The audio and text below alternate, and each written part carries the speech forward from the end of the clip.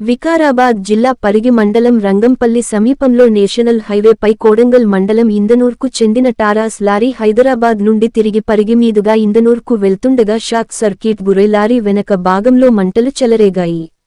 Lorry వెనకానుంచి వాహనదారులు lorry డ్రైవర్కు సమాచారం ఇవ్వడంతో వెంటనే అప్రమత్తమై లారీ ఆపి వెంటనే ఫైర్ సర్వీస్ అధికారులకు సమాచారం ఇవ్వడంతో వెంటనే ఘటన స్థలానికి చేరుకుని తగలబడిపోతున్న లారీని మంటలార్పారు ఫైర్ అధికారులు. ఈ ఘటన అర్ధరాత్రి చోటు చేసుకుంది.